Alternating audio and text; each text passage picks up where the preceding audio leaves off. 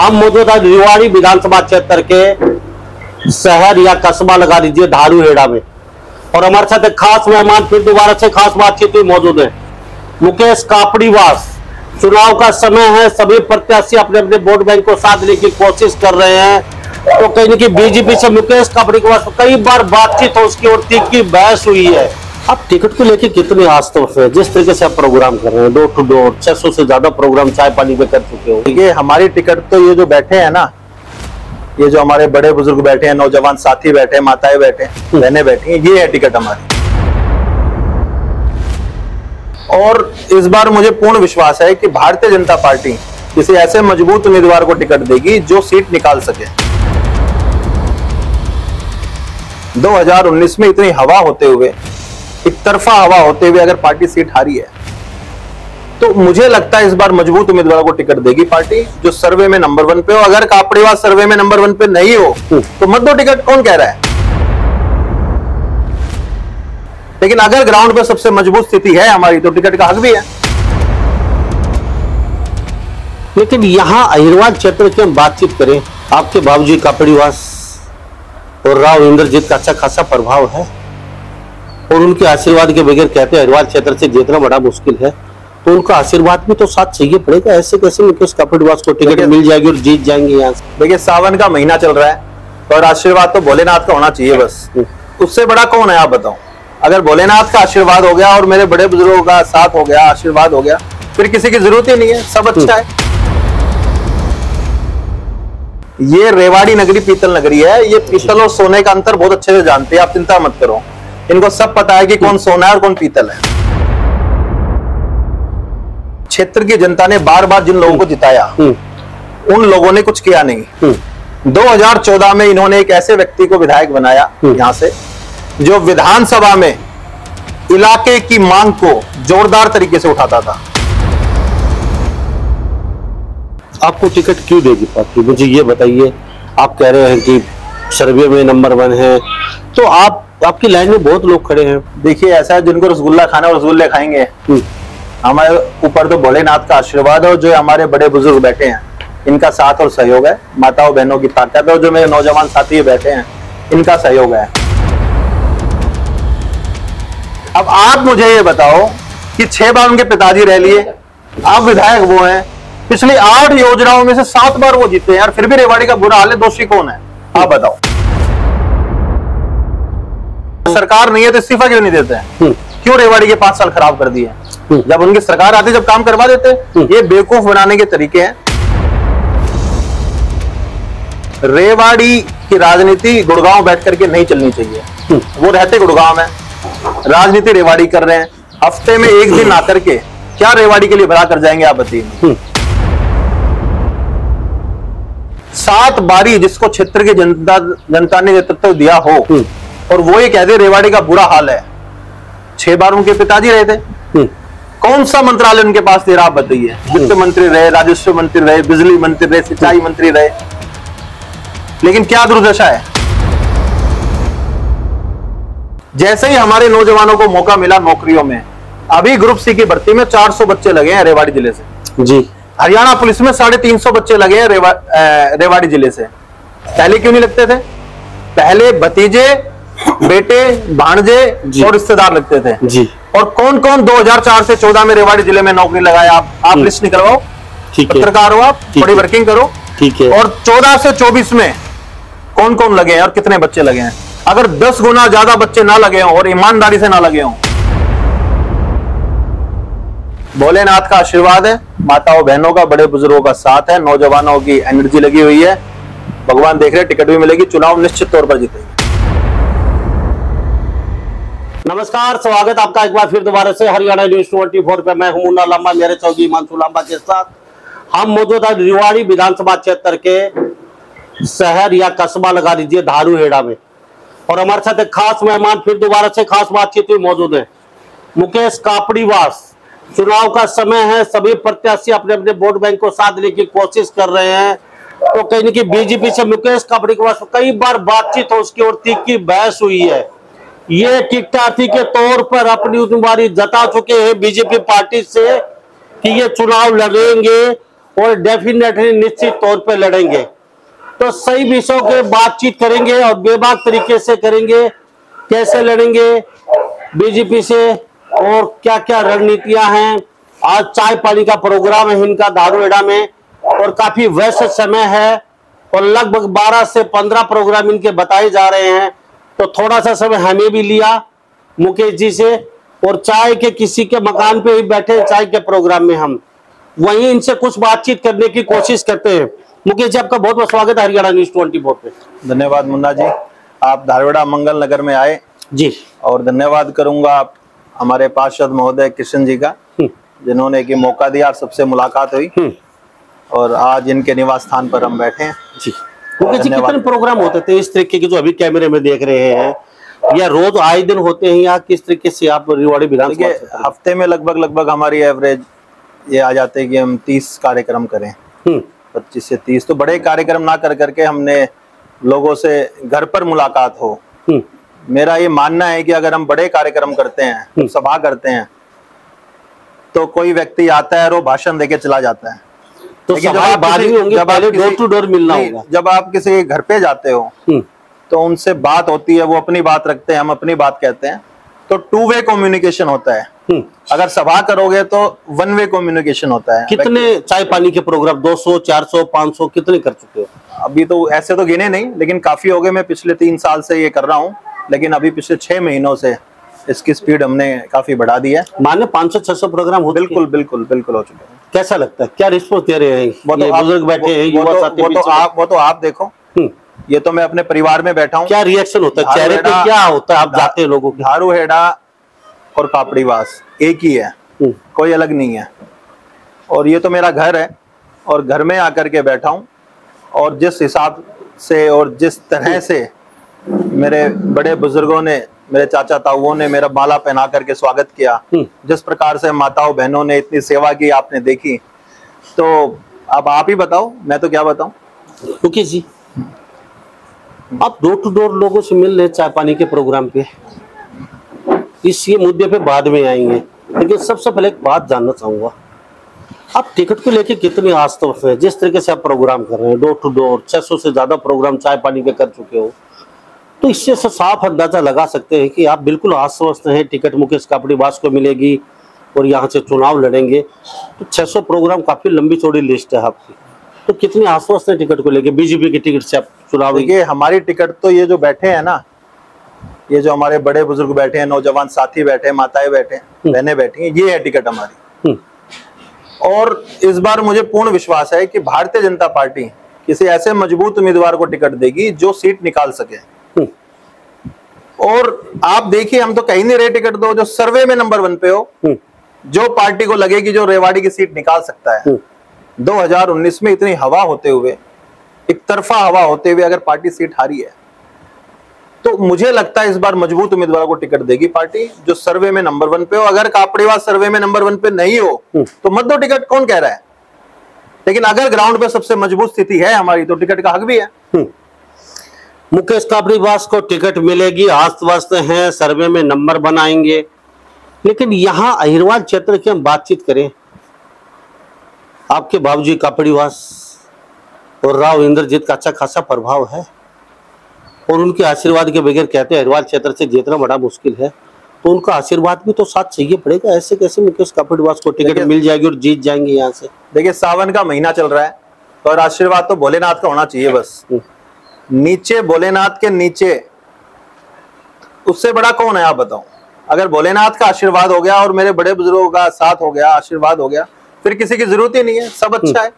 Vote जनता देती है, vote इलाके के लोग ये जिताते हैं, जो नौजवान है ये माहौल बनाते हैं चुनाव में, ये सब लोग हमारे साथ हैं। मैं कह ही नहीं रहा, आप मेरी बात मानो, आप मेरी विधानसभा के 20-30 गांव में होके आओ।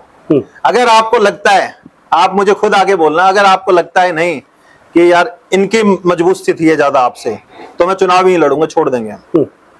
मुकेश जी चलो, चुनाव लड़ना सबका अधिकार है, सभी टिकट मांग रहे हैं। आज रेवाड़ी से हम निकलते हैं तो पेड़ कम पड़ चुके हैं, पोल कम पड़ चुके हैं, दीवारें कम पड़ चुकी हैं, पोस्टों से अटा हुआ है, एक पोल के ऊपर 20-20 बैनर लगे हुए हैं, पेड़ सब कुछ हट चुके हैं। तो वहाँ मुकेश कपड़ेवास कहीं खो तो नहीं गए, डर तो नहीं ले, सहम से तो नहीं गए, लेकिन नए नए लोग आके धड़ाधड़ पोस्टर चिपका रहे हैं। पहले वो कभी दिखाई नहीं देते थे, जो चुनाव का समय आया, जैसे मौसमी मेंढक बरसात में ज्यादा निकलते हैं, इसी तरीके से काफी लंबे चौड़ी लिस्ट एक दीवारों पे चिपकी हुई है, फलाना ढिकड़ा मुकड़ा। तो यहाँ कहीं विचलित तो नहीं हो गया मुकेश कपड़ेवास यहाँ पे इस समय आके, अरे यार ये तो भरमार हो गई यार, मुकेश कपड़ेवास कहीं खो तो नहीं गए भीड़ में। देखिए, जैसा कि आपने कहा कि मौसमी मेंढक आ गए हैं, तो आपने स्वयं कह दिया, मुझे कुछ कहने की जरूरत नहीं है। देखिए, जो व्यक्ति लंबे समय तक क्षेत्र की सेवा कर रहा है, देखिए 2 तरीके के लोग होते हैं। एक होते हैं पार्ट टाइम जॉब, लेकिन वो शोबाजी, एक होती है फुल टाइम घुमाना, बैनर लगाना। ठीक है, ये जो आपके सामने बैठे हैं ना, ये लोग, ये बहुत समझदार हैं। इनको सब पता है कि कौन 2 महीने पहले आया और कौन 20 साल से लग रहा है। ये रेवाड़ी नगरी पीतल नगरी है, ये पीतल और सोने का अंतर बहुत अच्छे से जानते हैं, आप चिंता मत करो। इनको सब पता है कि कौन सोना है और कौन पीतल है। लेकिन अब ना तो पीतल रही ना सोनर है रेवाड़ी नगरी। पानी बदबू दुर्गंध मारती है यहाँ पे, सड़कों का हाल बेहाल है, अभी कुछ थोड़ा बहुत ठीक हुआ वो भी।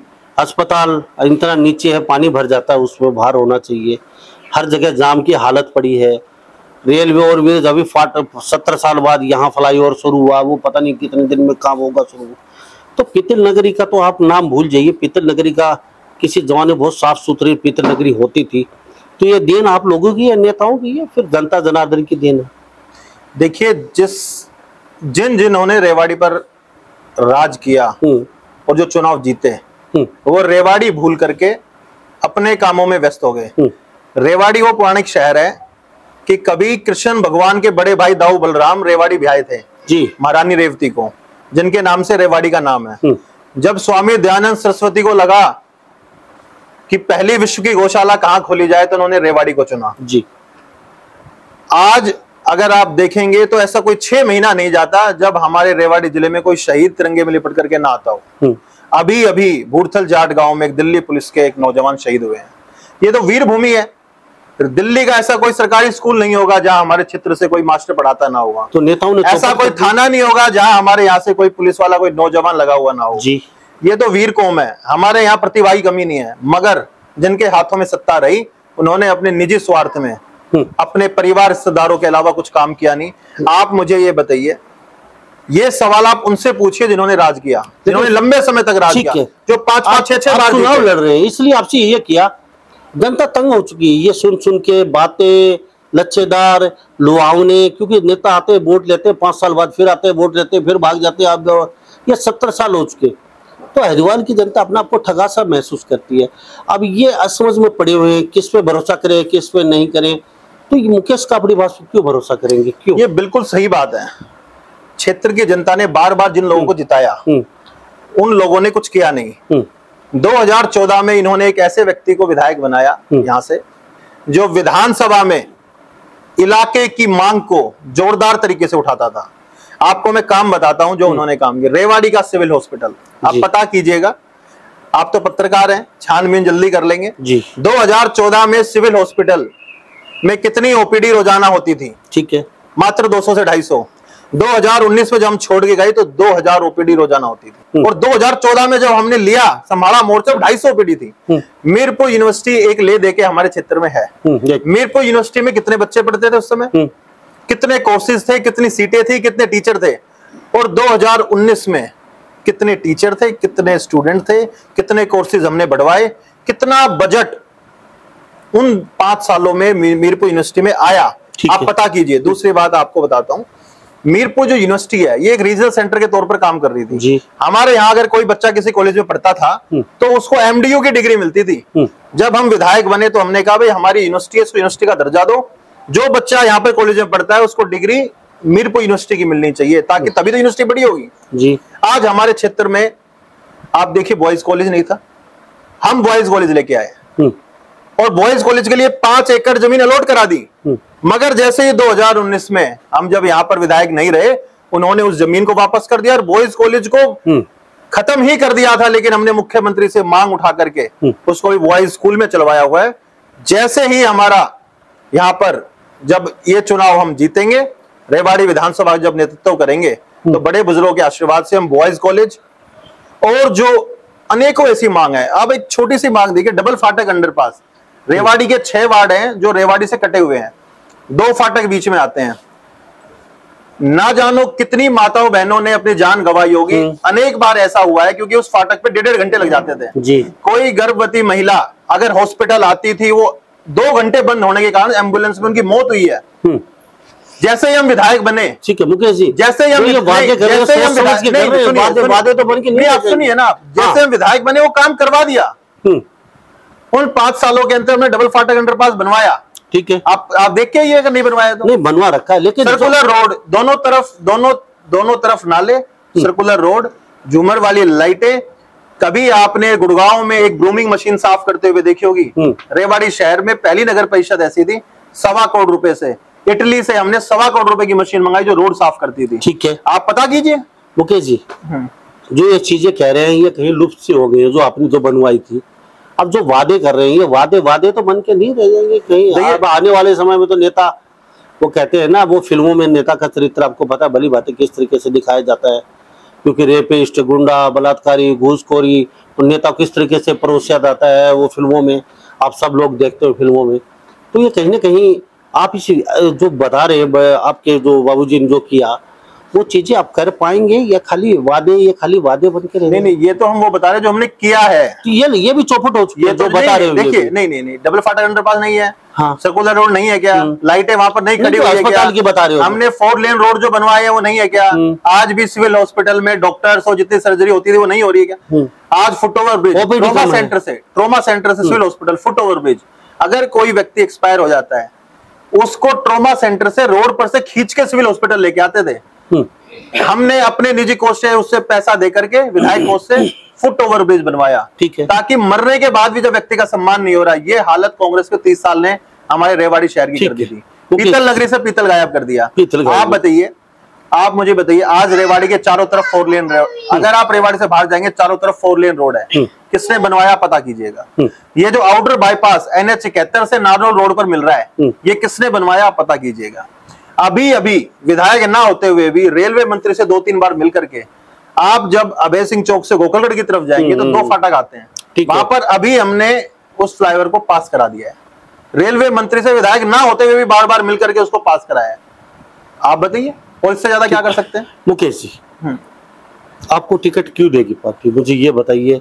आप कह रहे हैं कि सर्वे में नंबर 1 है, तो आपकी लाइन में बहुत लोग खड़े हैं, वो साम दाम दंड भेद है उनके पास, विधायक बन चुके, बनने वाले हैं, फिर बन जाएंगे, पैसे में अच्छे आपसे ताकतवर हैं।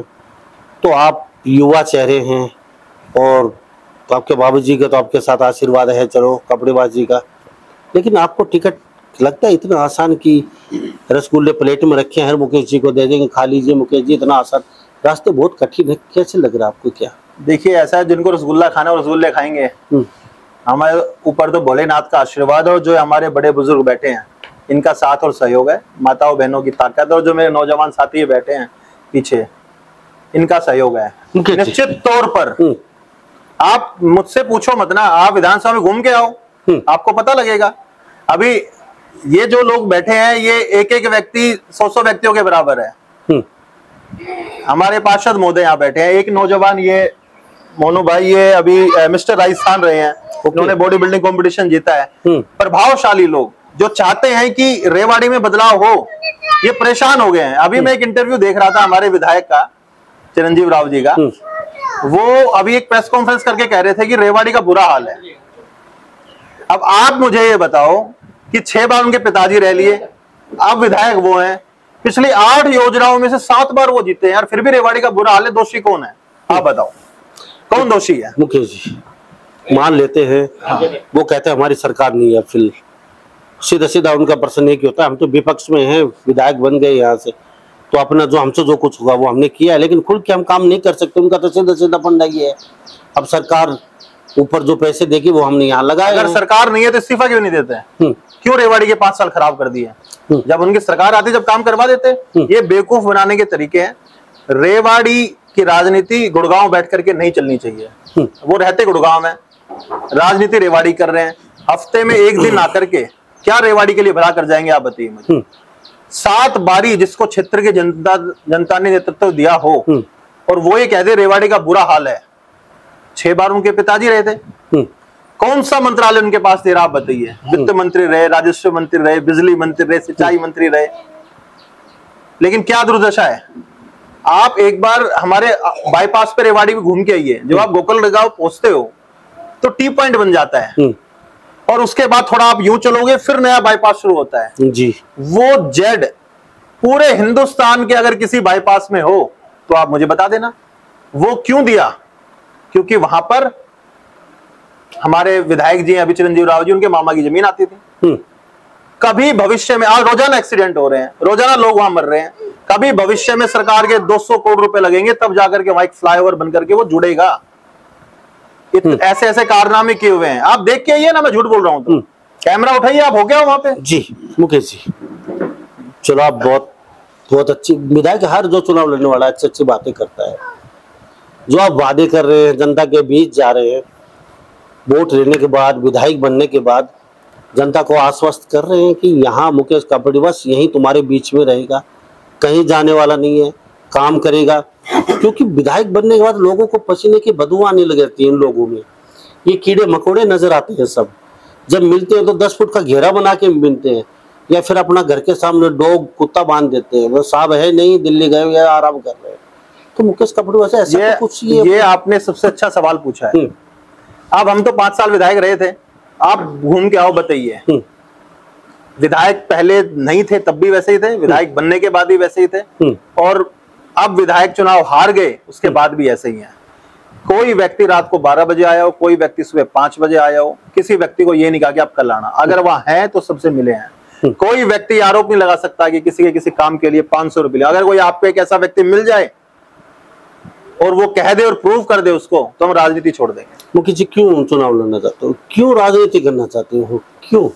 यानी कि जो अपना लेवल करोड़पति अरबपति में है उसको डबल करना चाहते हैं। क्योंकि आजकल हम राजनीति में एक फंडा देख रहे हैं, एक बार विधायक बना नहीं, चाचा बुआ भतीजा साला जीजा बहनोई सभी अरबपति बन जाते हैं, और उसके हिस्ट्री उठा के देखिए कहाँ से और कहाँ पहुंच जाते हैं।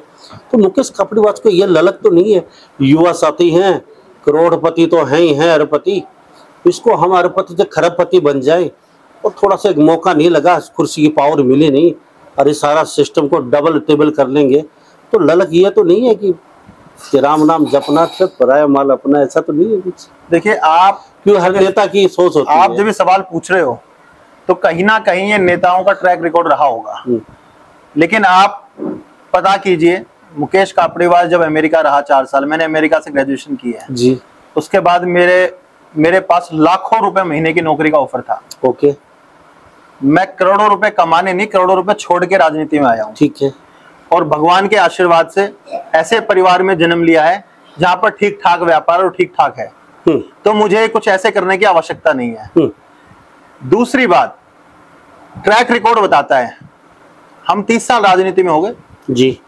कोई एक आदमी तो लेके आओ, 5 साल विधायक रह लिए, कोई एक आदमी तो मिलेगा। राजनीति में सबसे जल्दी व्यक्ति की बुराई होती है। ठीक है। आप एक व्यक्ति ऐसा लेके आओ कि भाई इसने, इनके परिवार ने, इनके किसी भाई ने, इनके ताऊ ने, चाचा ने किसी काम के लिए 5,000 रुपए भी लिए हैं, तो मैं आज सार्वजनिक रूप से कह रहा हूं राजनीति छोड़ देंगे। क्या लगता है मुकेश कापड़ीवास राजनीति में आए हैं? अक्सर हर माँ बाप अपने बच्चे को कहता है, बेटा आप डॉक्टर बनो, इंजीनियर बनो, पुलिस में लगो, फौज में लगो, चाहे अपना खेती बाड़ी करो, चाहे केले की रेडी लगाओ, लेकिन राजनेता नहीं बनना। और आप इतना अच्छा खासा कारोबार छोड़ के राजनेता बनने पहुंचे सीधे डायरेक्ट। तो ये समझ में नहीं आया कुछ, क्यों? देखिए, हमारे देश में एक समय था जब लाल बहादुर शास्त्री जैसे नेता थे, सरदार पटेल जैसे नेता थे। उस समय अगर कोई नौजवान अपने घर में कहता ना कि मैं राजनीति करने जा रहा हूं, तो लोग कहते थे शाबाश, ये देश की सेवा करने जा रहा है। मगर ये जो कांग्रेस का राज रहा बीच में 30-40 सालों का, उन्होंने राजनीति इतनी गंदी कर दी कि आज कोई नेता आता तो कहते हैं चोर है, ये तो डाकू है। क्योंकि उन्होंने काम ऐसे कर दिए, क्षेत्र की जनता, इलाके की जनता परेशान होगी, टैग लगा दिया। लेकिन 2014 में जब नरेंद्र मोदी जी आए तो नौजवानों को एक बदलाव की उम्मीद आई। इनको लगाया नहीं, राजनीति सुधरनी चाहिए। सबसे ज्यादा नौजवानों जो भागीदारी दिखाई है वो सन 2014 के बाद दिखाई है। अब भी नौजवानों की भागीदारी हो? बिल्कुल। नौजवान भागीदारी कर ही रहे हैं, चुनाव में इंटरेस्ट ले रहे हैं। आज आप हमारे हरियाणा में देखिए 70% सरपंच ऐसे 40 साल से छोटे हैं, 45 साल से छोटे हैं। तो नौजवान भागीदारी दिखाए तभी सरपंच बन रहे हैं, पार्षद बन रहे हैं। अभी हमारे पार्षद बैठे नौजवान है। जब तक नौजवान राजनीति में इन्वॉल्व नहीं होगा, जब तक अच्छे लोग राजनीति में आएंगे नहीं, तो ये बुरे लोगों का ही राज रहेगा। फिर आप राजनीति को बाहर से बैठे गालियां दिए जाओ, अगर आप उसमें घुस करके अगर उसके खिलाफ लड़ाई नहीं लड़ सकते तो फिर आपको कहने का भी अधिकार नहीं है। जी मुकेश जी, ये चलो जनता का आशीर्वाद आपको मिल रहा है और ऊपर से काला कमान का आशीर्वाद मिल जाता है, क्योंकि टिक टाक थे 1 दर्जन आपकी लाइन में खड़े हैं। और यहाँ से विधायक जी तो 3 काम सबसे पहले क्या करना चाहेंगे रेवाड़ी विधानसभा क्षेत्र के? देखिए, सबसे पहला हमारा क्षेत्र में नौजवानों की डिमांड है कि हमारे पास खेल की फैसिलिटी नहीं है। ठीक है। हमारे रेवाड़ी में स्टेडियम में आज तक रबड़ मैट नहीं है। ओके। हमारे अभी पेरिस ओलंपिक्स में 117 लोग देश से गए हैं। ठीक है। 2% हरियाणा की जनसंख्या में हिस्सेदारी है, मगर 24 हमारे खिलाड़ी गए हैं हरियाणा से। यानी जिसकी जनसंख्या में 2% हिस्सेदारी हो, वो 20% योगदान दे रहा है देश की तरक्की में। इतना हरियाणा योगदान देता है।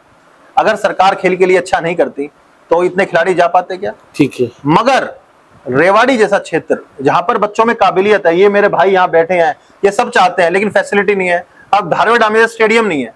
अब इस एक नौजवान साथी का मन है कि मैं किसी चीज की तैयारी करूं। मानिए अभी मनु भाकर ने अभी सिल्वर मेडल जीता है, अभी मुझे खबर मिली। अगर ये नौजवान चाहता है कि मैं भी शूटिंग में ओलंपिक में जाऊं, तो कैसे जाएगा? कोई जगह ही नहीं है जी। जब उनको तैयारी के लिए जगह ही नहीं मिलेगी तो कोई कैसे बड़ा खिलाड़ी बनेगा? एक स्टेडियम, खेल का स्टेडियम नहीं, नौजवानों को हर गांव में उनको खेल के सामान उपलब्ध कराए जाएं। 2014 से 19 में हमने हर गांव में जनसंख्या के आधार पर 1 से 1.5 लाख रुपए सिर्फ खेल के सामान के दिए थे। चलो, जो रेवाड़ी में स्टेडियम है उस पे फैसिलिटी बढ़ाई जाए, बैडमिंटन के लिए, टीटी के लिए और अदर शॉट पुट के लिए, जेवलिन थ्रो के लिए। तो एक ऐसी फैसिलिटी की जाए जहां पर नौजवान जो दौड़ना चाहता है, जो खेलना चाहता है, उसको पूरा मौका तो मिले। और हमारा रेवाड़ी शहर है, इसमें काबिलियत बहुत है, मगर फैसिलिटी की कमी के कारण नौजवानों को मौका नहीं मिल रहा है। आप देखिए, जैसे ही हमारे नौजवानों को मौका मिला नौकरियों में, अभी ग्रुप सी की भर्ती में 400 बच्चे लगे हैं रेवाड़ी जिले से जी। हरियाणा पुलिस में 350 बच्चे लगे हैं रेवाड़ी जिले से। पहले क्यों नहीं लगते थे? पहले भतीजे, बेटे, भांजे और रिश्तेदार लगते थे जी। और कौन कौन 2004 से 14 में रेवाड़ी जिले में नौकरी लगाया? आप लिस्ट निकलवाओ, पत्रकार हो आप, थोड़ी वर्किंग करो। ठीक है। और 14 से 24 में कौन कौन लगे हैं और कितने बच्चे लगे हैं? अगर 10 गुना ज्यादा बच्चे ना लगे हों और ईमानदारी से ना लगे हों, एक बच्चा है, अभी मैं बता देता हूँ आपको, नाम बताओ, लिस्ट दे देता हूँ। एक बच्चा ये कह दे कि हमने किसी को पैसा दिया है, ये कहने की जरूरत नहीं है। नौकरी सबको पता है। हिरवाल क्षेत्र में, आपके रेवाड़ी की बात नहीं कर रहे, नांगल चौधरी से लेके वहां तक भरमार है। पानी की व्यवस्था अच्छी है, बिजली, सड़कें। सब लोगों ने भारतीय जनता पार्टी की सरकार बनाई, इससे पहले तो बोलियां लगती थी।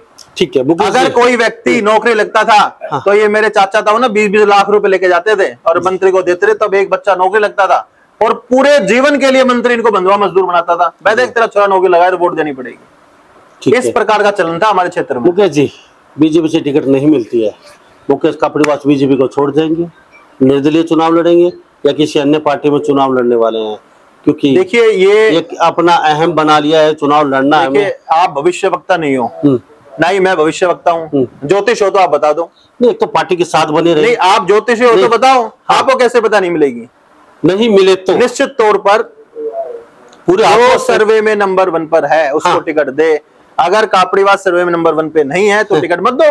हमें बता दे भाई, आप लोग नहीं हो, पीछे हो तो हम बैठ जाएंगे घर। कई बार ऐसा होता है, पूरा आश्वासन, पूरा कॉन्फिडेंस, और वो कहने के काम नहीं आता और टिकट नहीं भी मिल पाते। मुकेश कापड़ीवास जी, भोलेनाथ का आशीर्वाद है, माताओं बहनों का, बड़े बुजुर्गों का साथ है, नौजवानों की एनर्जी लगी हुई है, भगवान देख रहे हैं, टिकट भी मिलेगी, चुनाव निश्चित तौर पर जीतेंगे।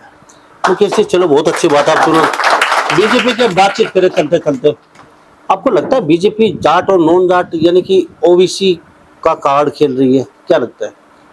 नहीं, जाट नॉन जाट, देखो ये जात पात, अगर इसमें आप बढ़ जाओगे तो फिर कुछ नहीं कर सकते। हरियाणा में सबसे पहला एक आयोजन ओबीसी वर्ग का बीजेपी पार्टी ने पाली महेंद्रगढ़ में करवाया। इससे पहले किसी पार्टी का ओबीसी वर्ग का इस तरह का कोई सम्मेलन नहीं हुआ। सम्मेलन होते थे सारे, लेकिन यहाँ टैग लगा के सम्मेलन किया गया है। यही दिक्कत है। ओबीसी वर्ग को अगर कोई मान लो तवज्जो दी जा रही है, ओबीसी का मतलब क्या है? अदर बैकवर्ड क्लासेस, जो पिछड़ा वर्ग है, अगर उसको फ्रंट सीट पर बैठाया जा रहा है तो किसी को दिक्कत क्या है? ये बेचारे सालों से पीछे रहे हैं, क्या दिक्कत है? क्यों दिक्कत हो रही है? हमारे दलित समाज के व्यक्ति को अगर कोई आगे बढ़ा रहा है तो क्या दिक्कत हो रही है आपको? बताओ आप क्या दिक्कत है? ठीक है, कोई दिक्कत ही नहीं होनी चाहिए। आपको नहीं लगता ये राजनीति जो हो रही है? क्या राजनीति है? जो समाज वर्षों से पीछे धकेल रखे थे, आज अगर हमारी पार्टी उनको आगे ला करके उनको सम्मान कर रही है, क्या दिक्कत है उसमें? कोई दिक्कत ही नहीं है, बहुत बढ़िया है।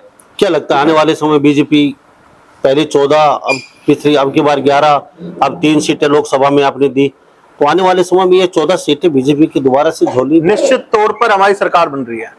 आप देखिए जो ये लोग बैठे हैं ना, जो देश का गौरव मोदी जी ने दुनिया में बढ़ाया है, और जो मनोहर लाल जी ने हमारे क्षेत्र में ईमानदारी से नौकरियां दी है, और जो नायाब सैनी जी ने, अब आज जो मैं कह रहा हूं ना, विधायक जी के लिए कह रहा था, आज आप चले जाओ यहाँ से गाड़ी में बैठ के और सीएम हाउस जाओ, आप कोई फोन मत कराओगे इससे, आप वहां जाकर खड़े हो जाओ, मुख्यमंत्री आपसे मिलेंगे, कोई सिफारिश की जरूरत नहीं है।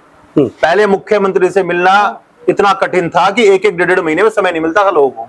आज कोई भी जाकर मुख्यमंत्री से मिल सकता है। क्या बदलाव नहीं है? यही तो बदलाव है। चलो मुकेश जी, आपका कीमती समय लिया, बहुत बहुत धन्यवाद। के विषय में बातचीत की। चलते चलते रेवाड़ी और हरियाणा की जनता को क्या कहेंगे? मैं तो चलते चलते यही कहूंगा, जो भी कैंडिडेट चुनाव लड़ रहे हैं, आप सबका बायोडाटा बनाइए। ये जो यहाँ लोग बैठे हैं, मैं इनसे भी निवेदन कर रहा हूं, सब बायोडाटा बनाओ। कौन व्यक्ति, कितनी उम्र है, कितना पढ़ा लिखा है, काम करने के प्रति लगन कितनी है, अगर जीत जाता है तो उसका विजन क्या है, क्या करेगा, और कौन व्यक्ति जो इजीली अवेलेबल है, कौन व्यक्ति है जो हमारे बीच रहता है, और कौन ऐसा है जो फोन ही नहीं उठाता है। ये जनता को तय करना है, और जो उनको लगे कि हमारी उम्मीदों के अनुरूप ये व्यक्ति ठीक है, उसके साथ लगे जी। अगर हम उस कसौटी पर खरा उतरते हैं तो हमारे साथ लगे, वरना रहने दें जी।